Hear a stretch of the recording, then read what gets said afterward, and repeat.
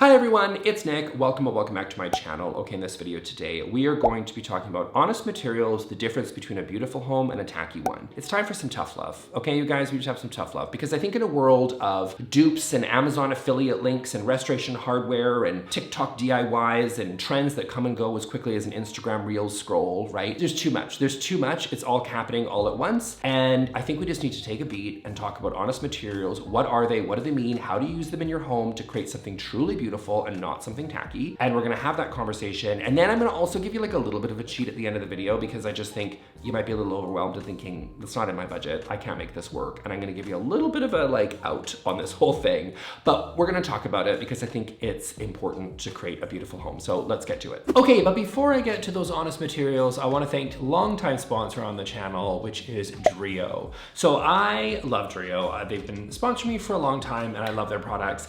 And they have the little 714 heater, which is like this little tiny portable little cutie.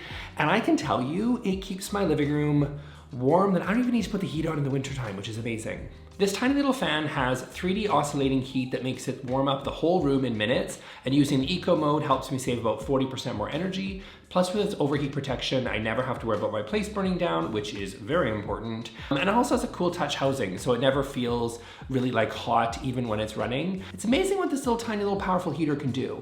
I will also say that during this time of year, I find that things can get really dry. Like I'm really looking forward to my Dreo 717S when I get home, which I always have sitting on my little nightstand, and it just has a beautiful little warm mist that is really great for when you're breathing at night. It keeps it moist so that it's quite nice when you're sleeping so you don't dry out in the winter months. So I'm really sticking to the warm mist because it really helps with nasal congestion and dry eyes. And I love that it has a built-in sensor to maintain the ideal humidity. But if you want to adjust it to your needs, of course you're welcome to, and you can use the different smart control things, the Dreo app. You've got Siri, Alexa, Google Home, all the things. And you can even customize your ambient light settings. It's also super quiet at about 28 dB, so it's like really easy to fall asleep. Dreo's Black Friday sale is on now, so you can save up to 50% by clicking on the link in the description. So go check that out. So thank you, Dreo, for sponsoring this video. Now let's get back to those honest materials. Okay, first of all, what does honest materials mean? I'm gonna give you a quick definition here, okay? So honest materials are natural or authentic materials used in a way that respects their true character, showing their texture, color, and structure rather than trying to disguise them as something else. That, I think, is a beautiful way of saying this is what an honest material is. It's not pretending to be something that is not. And that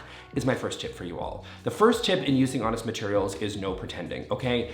We need to just be honest and clear about using materials for what they are and being okay with that, right? Brick is allowed to be brick, stone is allowed to be stone, wood is allowed to be wood. And all the things that are sort of faking it are making your house look a little bit tacky, okay? So what am I really talking about here, right? I'm talking about rhinestones that are trying to fake jewels, diamonds. I don't know what they're trying to be, okay? But I've been to Versailles and I can tell you there's not a rhinestone in sight, you know? Like, and I understand you're like, but I can't put diamonds on my walls. Great, then you don't get rhinestones, okay? Rhinestones are a poor imitation of whatever they're trying to imitate. And I think we just need to be really clear that a lot of the other stuff you might be using in your home is also a poor imitation. So using laminate instead of wood, right? Covering it with like a faux wood effect instead of actual wood. Creating porcelain tiles that are mass produced out of who knows where, out of a factory, as opposed to actual real stone. Using plastic essentially is kind of like a fake for concrete, a whole bunch of different materials, to be honest. Stone veneers instead of actually using real stone to build structure, right?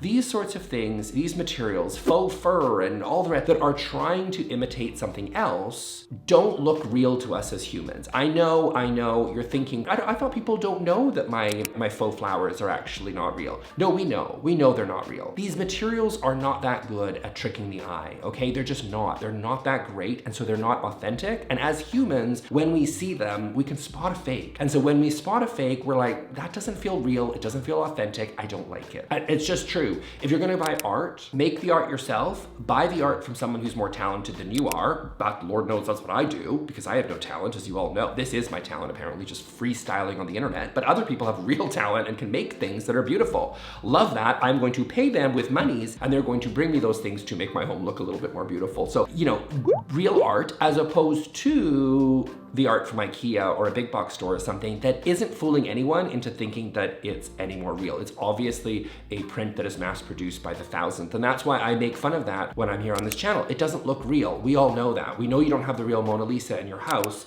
so why buy a fake one from IKEA? So fake things don't do a great job of pretending to be real. So my first tip for you all is no pretending. Stop, generally speaking, again, we'll get to my cheat later in the video, but because, you know, we do cheat, let's be real, but you need to be careful with your pretending. They're not actually doing a great job at duping the real thing. So find ways to use real authentic materials, no matter the budget, okay? We're gonna work within your budget here. No one's going putting credit cards on, stuff on their credit card to get real marble. If you can't afford it, don't kid yourself. We're gonna use real, actual, authentic materials in our home. It's gonna make it look instantly more beautiful. We need to stop with all the faking. Okay, my second tip for you all is going to be, so that's like no pretending, is like throughout the rest of the video, let's be honest. My second tip for you all is to really be careful and actually consider exposing your architectural details that you have in your home. Now, depending on your home, this might not be really all that possible for you, but I think it's worth mentioning because, well, ideally, I would like to see that we build higher quality homes, but that's a whole nother story. But I would say, take for example, you know, I'm in Europe right now, I'm sitting here in Amsterdam, and when we're in some of these really old cities that have been around for hundreds and hundreds of years, notice that a lot of the buildings, the older buildings, are made of stone. They're made of brick. And that's actually the construction method that is being used or was used 500 years ago to create these structures. And we read it even 500 years later as really beautiful. It feels timeless because it's honest, because that's what the structure is made of. It's not trying to pretend to be something else. Compare that to something like stone veneer that we see in the suburbs of most North American cities. And these little stone veneers that people have on their pillars or on the side of their house or going quarter way up the house or whatever the case may be, I don't really like those because that stone veneer is obviously just a veneer. It's obviously not structural. It's not meant to actually hold up the home. It's just a facade to fake that you put stone in your actual real home, disguising the fact that there is definitely cheaper construction methods being used to build the actual structure. So I think that if you do have beautiful structural elements that you can expose in your home, consider exposing them rather than faking with all the other stuff to sort of make it look like you kind of do when you actually really don't. So how can you look at that? Well, things like, you know, exposing beams. If you're lucky enough to have, you know, it's funny how we have beautiful beams and they're so sought after now, when really it's just a way of holding a structure up. Beams actually do a really great job of that, right? So if you have beams, consider exposing them. So consider, for example, like exposing ductwork or beams or exposing pipes that you may have, right? Brick, for example, as opposed to covering it up. Concrete, ceiling joists. These sorts of things are needed in the structure of a home. There's this trend right now, I feel like it's all over social media, of taking old brick fireplaces and covering them up or putting them in white or whatever, and or taking, you know, beautiful, amazing parquet flooring or something or wood flooring and then covering it up, right, with new gray laminate or something like that. Which the reason why people are so outraged on social media is because you're taking an honest material and you're covering up with something fake. And I think that in order to create a beautiful, nuanced design with a lot of depth and character, using these honest materials are really gonna make a huge difference. And if you're lucky enough to have them in the architecture, considering incorporating them or exposing them. Now, compare that to faking stuff that doesn't look good. And this is back to the pretending piece, right? If you don't have some of these structural elements in your home that you're ready to expose, let's say you're in a new build condominium or something. Sorry, but you're probably not gonna have some of these things, and that's okay. Okay, you don't have to do it. But I would consider that if you have some of these, exposing them, because they can add a lot of character and a lot of interest to a space, and it looks real and authentic because it is, because we need ductwork in our home and pipes, and we need beams, and we need these things, and they can actually be really cool structural elements that you're able to highlight in your home. Now compare that to a person who goes on TikTok and creates, I don't know, a wood beam out of foam and, you know, sticks it on the ceiling of their new build condo. Why does it look cheap and tacky? Because we know it's not real. Because we know that you went down to Michael's, bless you, and you got your little piece of pink foam and you got outside and you spray painted it and you tried to make it look like wood with little tiny grooves, whatever. The girl on TikTok lied to you. She said it looked good and you believed her. And I'm just saying, that type of stuff, I know what you're trying to do. You want the architectural look, but you just don't have it. So if you don't have it, don't fake it. If you do have it, consider exposing it because it's beautiful. For example, like, you know, you'll see a lot in commercial spaces where, you know, those like foam tiles that have like brown stains on them. You'll probably see them at the bank. You know what I mean? Like, you know what I'm talking about? You know, those never looked good. Meanwhile, I always think what's better is when they just take the exposed ductwork that they have in these commercial spaces and just paint them out, like paint them white or paint them a color. That looks real and authentic and beautiful because we need ductwork in these buildings. It is something that is functional, but it can also be beautiful at the same time. Consider exposing some of these architectural elements. It adds character and depth into your design, and it looks real and authentic because it's needed for the actual construction of the building. Okay, next tip for you is going to be to consider using materials in your home that age gracefully. This is something that makes a huge difference when you're talking about honest materials. Honest materials oftentimes will age better than the fake materials that they're trying to imitate the honest ones, right? So for example, wood, right? Seeing all the knots in the wood, or as it wears in, it gets all its different grooves and stuff, can actually be really gorgeous and beautiful, right? That's especially true when you look at some of these really old homes that are hundreds of years old and they might still have original wood, right? Like they have amazing, you know, wood beams or something. They look gorgeous, and they look gorgeous because they've worn in and they've got a little bit of a patina. They look used, and that's actually a really beautiful thing, right? It can be really awesome. Leather as opposed to pleather, so fake vegan leather. So pleather oftentimes will scratch and wear and will get kind of that worn little patch, and you know, the vinyl sofa that I've frequently made fun of, like that whole thing is never going to age as well as a real leather sofa will. If you buy a high quality leather sofa, or you know, leather seat, or whatever the case may be, right? Something leather pillow, what have you, quality is going to wear in as opposed to wear out. And so I think consider those materials, right? Go for something like an actual real brass or real copper as opposed to a painted finish in a plumbing fixture. Will make a huge difference. Those will wear in over time. They will develop a patina and look beautiful as time goes on, and you will not have to replace them as frequently as you will a chipped painted finish that is much cheaper in quality and is gonna look like crap in a few years. So I would consider choosing materials that actually wear in as opposed to ones that will wear out. Honest materials, especially ones that are of a higher quality, are gonna wear in time. Okay, next up on my list is going to be to use these honest materials where they functionally make sense. So I frequently have been known to make fun of on this channel the carpeted bathrooms. And why do I make fun of them? Because they're ugly? Yes. But also unhygienic? Also yes. And that speaks to the function, right? It's not meant. Carpet's not good in that area. It's a moist environment, there's water, there's pee, there's lots going on in the bathroom, okay? Fluids, solids. We don't need this with carpet. It's not a good surface. It's not a good material. This video was really classy until I went down in the gutter there. I apologize for that, but let's be real. You know, it's not good. They're not good. It's not a good material to use in the bathroom. There's use cases for carpet. Not saying there isn't. I'm not a massive carpet hater. Don't love it. It's not my favorite. Wouldn't do it in my own home, but I'm not gonna hate you for it. I will hate you if you put it in the bathroom. It doesn't functionally make sense. Wood in the bathroom. Wood isn't great in the bathroom, okay? A lot of moisture. Probably not a good place to put a shower niche and then cover it all in wood. Probably not a good idea because again, moisture is an issue there. And that if that material doesn't look good or doesn't make sense for that use case, don't try to fake it with something that will materially stand up to it, right? So again, don't use wood, even a fake wood, in the shower. It doesn't make sense. It's not a good idea. Use beautiful porcelain or ceramics or micro cement, or you know, lots of things that have been used for a long, long time in bathrooms. Those are much better materials to use for that function, and therefore, if it ain't broke, don't fix it. You don't need to kind of experiment with crazy materials when we already know what good ones are available to us for these use cases. So stick with the timeless classic ones that have been used for a long time.